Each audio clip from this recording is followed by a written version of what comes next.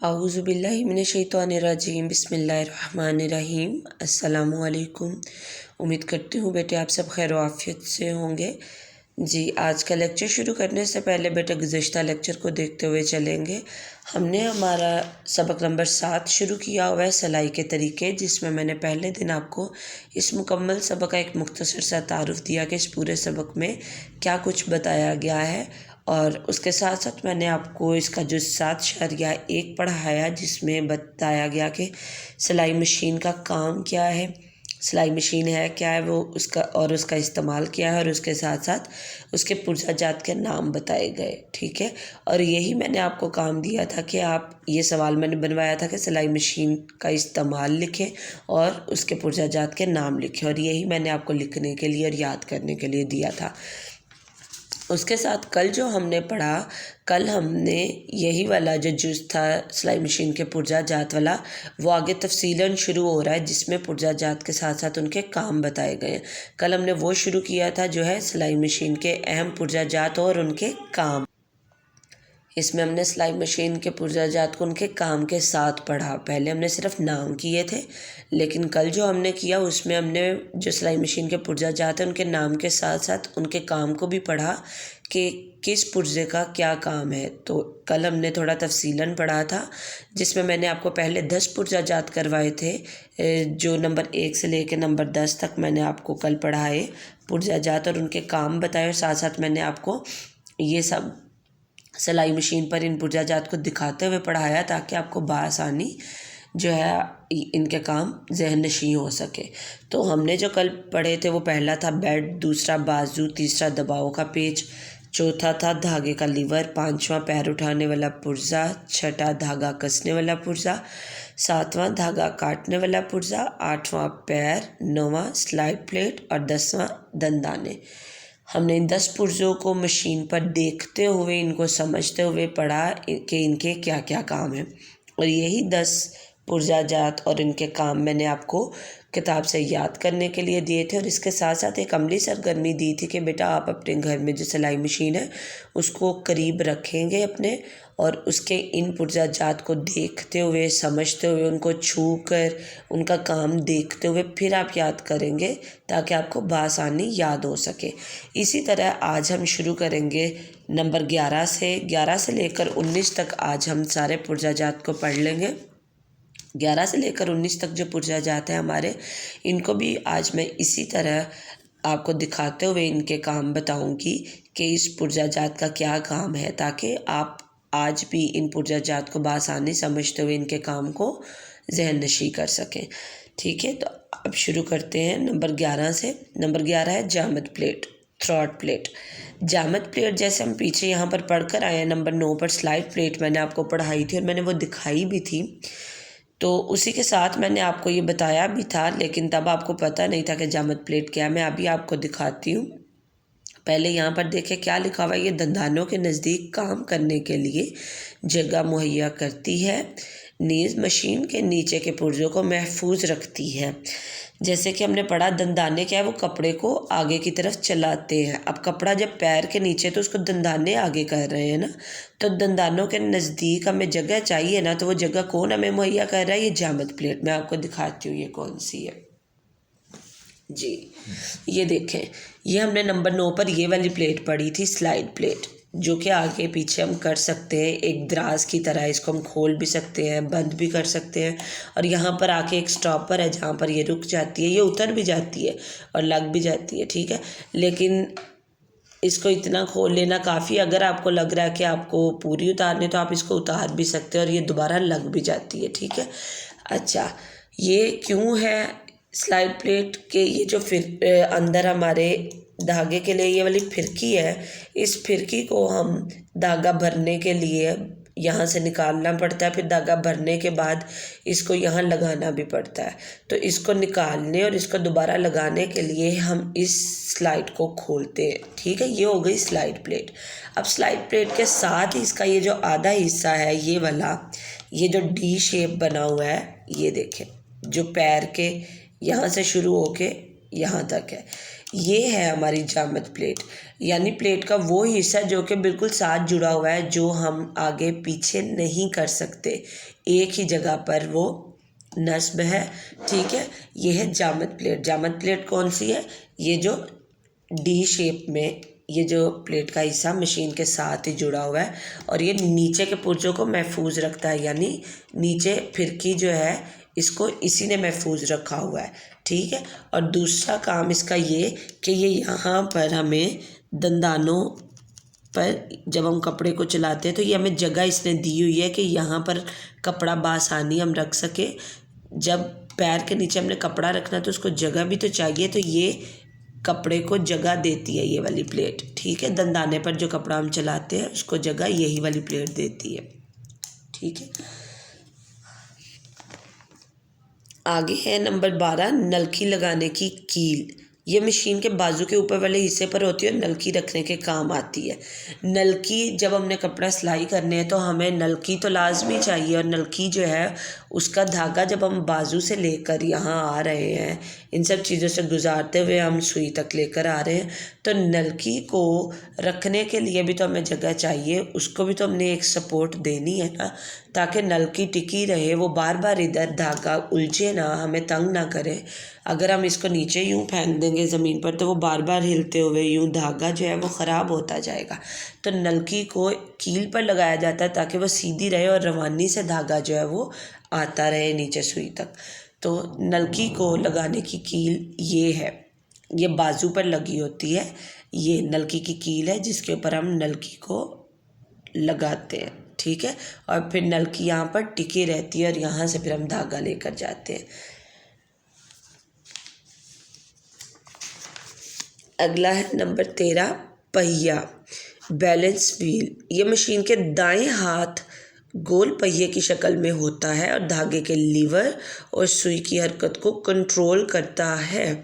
अच्छा जी, ये मशीन के दाएं हाथ, अब हमारा दायां हाथ ये है जिससे हम काम कर रहे हैं, ये मशीन की बाएं तरफ है, ये दायां तरफ, तो दाएं हाथ यानी हमारे दाएं हाथ की तरफ गोल पहिया है, ये देखें ये है, और हम जब मशीन चलाते हैं तो हम इसी को घुमाते हैं, यहाँ से इसकी मदद से हम चलाते हैं, ये इसको हम हिलाते हैं आगे पीछे यूँ। ठीक है, इसकी मदद से हम चलाते हैं अपने मशीन को, ये देखें ये हिल रहा है आगे पीछे ऐसे। ये पहिया जैसे जैसे हम चलाएंगे वैसे वैसे देखिए हमारी सुई नीचे फिरकी से भी धागा ले रही है, ऊपर से भी धागा रवानी से चलता जाएगा, और इस तरह कपड़ा जो है वो आगे चलता जाता है और उस पर टांके लगते जाते हैं, और हम जो कपड़ा सिलाई करते हैं वो इसी को आगे पीछे घुमाने से होता है। ये है पहिया। नंबर 14, फिरकी में धागा भरने वाला पुर्जा। फिरकी जो हम नीचे लगाते हैं उसमें हम धागा भी भरते हैं। ठीक है, तो वो धागा भरने वाला पुर्जा, इसमें फिरकी को डालकर धागा भरा जाता है, इसकी मदद से फिरकी खुद ब खुद भर जाती है और धागा हाथ से लपेटने की ज़रूरत नहीं रहती। अच्छा, सबसे पहले तो आपको दिखा दूँ, ये बेटे फिरकी है जो हम नीचे लगाते हैं, इसमें हम धागा भरते हैं। अगर हम इसके ऊपर धागा यूँ हाथ से भरेंगे बहुत ज़्यादा वक्त भी लगेगा और जो है हमारा हाथ थक भी जाएगा। ठीक है, अच्छा, इसको हम लोग भरने के लिए यहाँ लगाते हैं, ये है फिरकी भरने वाला पुर्जा। फिरकी को जब हमने भरना होता है तो हम यहाँ लगाते हैं इसको, फिरकी को ना ये वाले पुर्जे पर। ठीक है, ये देखें जैसे नलकी लगाने की कील है ना, वैसे ये एक कील की तरह है, इस पे हमने फिरकी को लगा दिया, फिरकी टिक गई। ठीक है, और फिर यहाँ पर लगाकर फिरकी को इसमें धागा भरा जाता है, और फिरकी पर भी धागा इसको घुमाने की मदद से हम भरते हैं, इसको हम यूँ घुमाते हैं और फिरकी में धागा भरा जाता है। वो कैसे भरा जाता है वो आगे हम अभी इसके बाकी पुर्जे पढ़ेंगे तो मैं आपको समझाऊंगी। अच्छा, अगला है 15, टांका छोटा बड़ा करने वाला पुर्जा।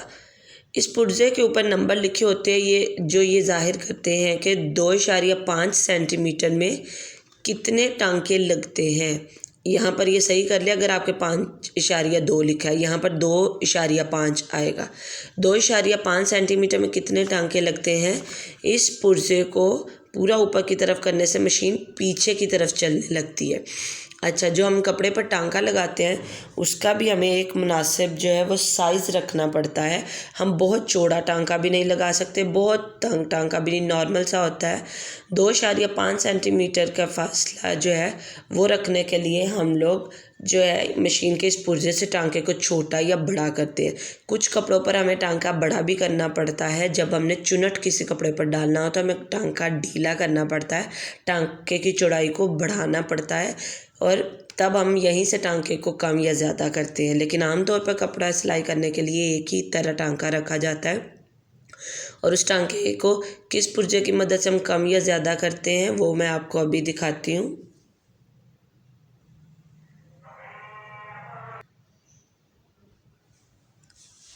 ये देखिए, ये है वो वाला पुर्जा,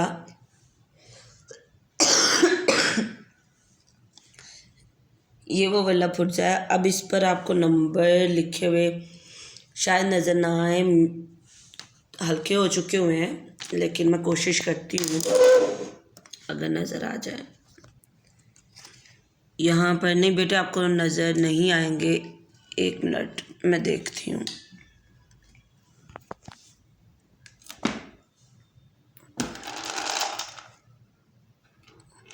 ये देखिए, अगर आपको अब नज़र आ रहे हो,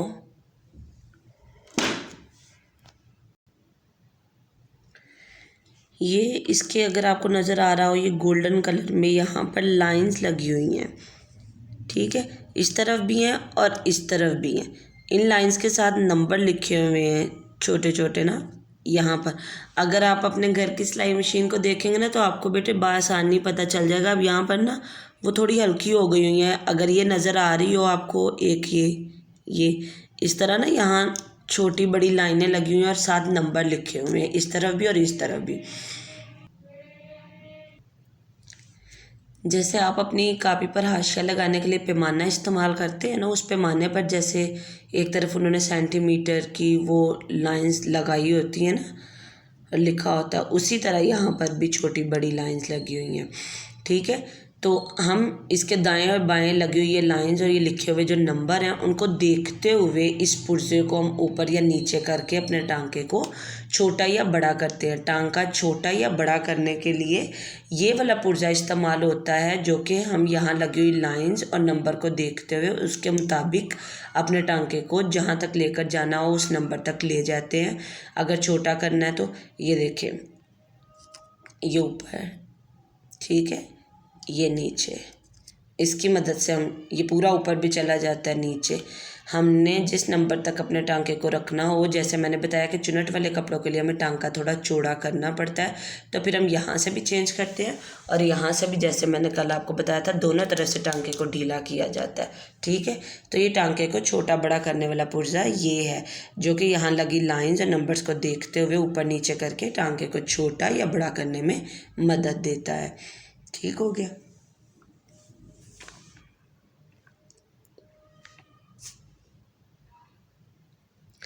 अच्छा, एक चीज़ और इसमें लिखी हुई है कि ये जो टांका छोटा बड़ा करने वाला है, इसको हम पूरा नीचे रखते हैं, थोड़ा सा बस नॉर्मल कपड़े पर जो टांका होता है ना हमारा, उसके लिए ना ये बिल्कुल एंड से बहुत थोड़ा सा ऊपर करें ना, तो वो नॉर्मल टांके के लिए।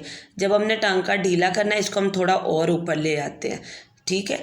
लेकिन अगर हम पूरा इसको यहाँ तक ऊपर ले आएंगे तो हमारी मशीन आगे की तरफ नहीं चलेगी, बल्कि उल्टा चलनी शुरू हो जाएगी, पीछे की तरफ चलना शुरू हो जाएगी और टांका जो है वो बहुत ज़्यादा खुला हो जाएगा, ठीक है। आगे है नंबर 16, फिरकी का धागा कसने वाला पुर्जा।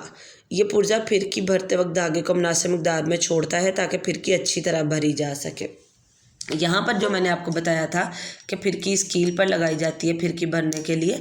अब फिरकी को कस के अगर हम यूं ही चलाएंगे तो ये फिरकी देखें गिर भी गई है। मैं यही बताने लगी थी कि जो फिरकी है, जब तक इसको हम टाइट नहीं करेंगे किसी चीज़ से, इसको कस के नहीं रखेंगे, तो ये जो है इस तरह गिरती जाएगी नीचे, ये हिलती है, ठीक है। तो इसको कस के रखने के लिए, ताकि इसमें धागा जो है वो टाइट भरा जाए और रवानी से भरा जाए धागा तो हम ये देखें, ये वाला पुर्जा, इसको हम प्रेस करते हैं और ये जो इसके ऊपर लगा हुआ है ये फिरकी को कस देता है। ठीक है, इसको हम ऊपर उठाएंगे, इस पुर्जे को अगर हम ऊपर उठाएं, ठीक है, अगर हम इसको ऊपर उठाएं तो फिरकी यहाँ से निकल भी जाएगी और ढीली रहती है। लेकिन हमें फिरकी भरते हुए ये चलाना होता है, रवानी से तेज़ तेज़ चलाना होता है और यहाँ से धागा तेज़ी से फिरकी में आ रहा होता है। तो जब तेज़ी से आता है तो फिरकी धागे की तरफ खींच के यूँ गिर जाएगी।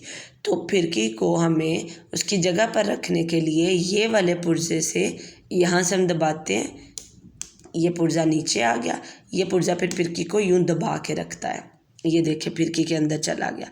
यहाँ से धागा आसानी से आता रहेगा फिरकी में, यहाँ से नलकी की तरफ से। ठीक है, जैसे जैसे हम इसको चलाएंगे तो जब फिरकी भर जाती है तो हम इस पुर्जे को ऊपर करते हैं और फिरकी को निकाल लेते हैं। तो फिरकी को कसने वाला पुर्जा ये है। ठीक है, जो धागा भरने के वक्त फिरकी को उसकी जगह पर कस के रखता है।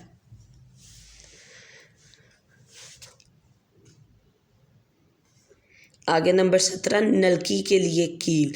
पीछे भी हमने पढ़ा था, यहाँ पर हमने पढ़ा था नलकी लगाने की कील, वो इसकी बात हो रही थी जो हमने ऊपर नलकी लगानी है। ठीक है, अब बात हो रही है नलकी के लिए कील। ठीक है, ये इस नलकी की बात हो रही है। एक नलकी हम कपड़ा सिलाई करते हुए यहाँ पर लगाते हैं, लेकिन यहाँ कौन सी नलकी लगाते हैं वो मैं आपको बताती हूँ। यहाँ पर पहले दिखाऊँ आपको, ये मशीन के बेड पर लगी होती है और फिरकी में धागा भरने के लिए नलकी इसमें लगाई जाती है। ये जो ऊपर लगाते हैं इस कील पर, ये तो हम कपड़ा सिलाई करते हुए लगाते हैं। ठीक है, ये तो लगी रहती है जब तक कपड़ा सिलाई हो रहा है। लेकिन इस कील पर, जो कील यहाँ मशीन के बेड पर ये कील है, इस कील के ऊपर ये जो हमने नलकी लगाई है वो हम क्यों लगाते हैं? वो हम सिर्फ तब लगाते हैं जब हमने यहाँ पर फिरकी को भरना हो। ठीक है, फिरकी शुरू में भर ली जाती है और फिर लगा दी जाती है, उसके बाद कपड़ा सिलाई किया जाता है। तो बस यहाँ पर नलकी तब लगाई जाती है जब हमने फिरकी भरनी हो। ठीक है, ताकि यहाँ से आसानी से धागा फिरकी तक आता रहे। आगे 18वां है सुई कसने वाला पेच। ये सुई को मजबूती से अपनी जगह पर कायम रखता है और सुई तब्दील करने के लिए इसको ढीला किया जाता है। अब जब हमने सारी बात कर ली, धागे की भी, फिरकी की भी, हर चीज़ की, तो कपड़ा सिलाई तो सुई की मदद से हो रहा है ना। ये देखें, ये सुई है, ये लगी हुई है सुई, ये। ठीक है, यहाँ पर हम सुई को लगाते हैं। सुई अब यहाँ पर टिकी कैसे हुई है? इस सुई को हमने इस जगह के अंदर यूँ लगा कर, ये वाले पेच की मदद से, ये जो पेच लगा हुआ है इस पेच की मदद से हमने सुई को टकाया हुआ है इसमें। ठीक है, सुई जो है वो इसमें लगी हुई है। सॉरी, ये नहीं है पेच, ये है सुई वाला पेच। माजरत, वो तो कल हमने पढ़ा था, वो तो पैर को कसने वाला पेच था, ये पैर को कसने वाला पेच है। गलती हो गई, माजरत। ये तो पैर को कसने वाला पेच है। ये देखें, ये हमारी सुई जो है ये इसमें लगी हुई है। ये जो ऊपर एक होल की तरह है ना, ये वाला, ये जिस पर ये मैं नेल, ठीक है, इसमें हमारी सुई अब फिट है।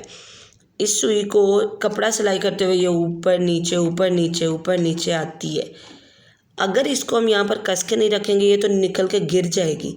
इस सुई को कसे रखने के लिए ये वाले पेच की मदद से हम सुई को इसमें डालने के बाद कस देते हैं। ये सुई को कसने वाला पेच है जो एक चाबी की तरह बना हुआ है। इसको हम इस तरह घुमा के सुई निकाल भी सकते हैं।